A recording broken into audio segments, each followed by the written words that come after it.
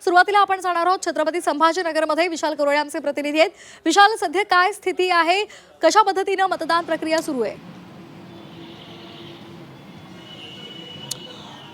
श्वेता, सकाळी 7:30 वाजता मतदानाला सुरुवात झाली आहे। छत्रपती संभाजीनगर जिल्ह्यातनं सकाळपासून तब्बल 6 ते 7 ठिकाणी ईव्हीएम मशीन बंद पडले अशा पद्धतीच्या तक्रारी होत्या। मी वाळूज येथील मतदान केंद्रावर आहे। या ठिकाणी ईव्हीएम मशीन बंद पडली होती, तिथून आवाजसुद्धा येत नव्हता। त्यामुळे 7:30 वाजता मतदान इथं सुरू झालं नाही, तर 8:30 वाजता या ठिकाणी मतदान सुरू झालं। थोड्या वेळापूर्वी इथं नागरिकांच्या रांगा होत्या, मात्र आता 8:30 वाजता ती मशीन बदलण्यात आली आणि त्यानंतर आता मतदानाला सुरळीत सुरुवात झालेली आहे।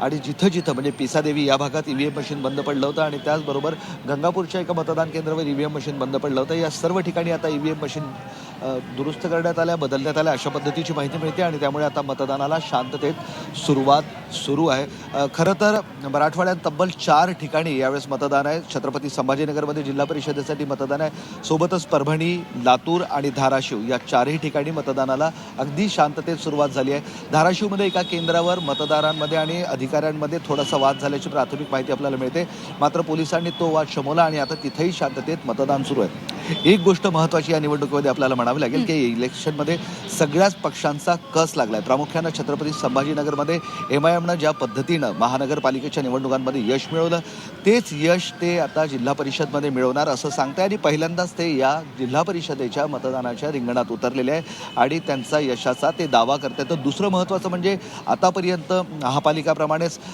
शिवसेना इथं सत्तेत होतं, मात्र आता शिवसेनेचं विभाजन झालं आहे। महापालिका निवडणुकीमध्ये उद्धव ठाकरेच्या शिवसेनेचं खूप जास्त नुकसान झालं आहे। जिल्हा परिषद ही त्यांच्यासाठी अस्तित्वाची लढाई आहे, कारण जिल्हा परिषदेत ते सत्तेत होते।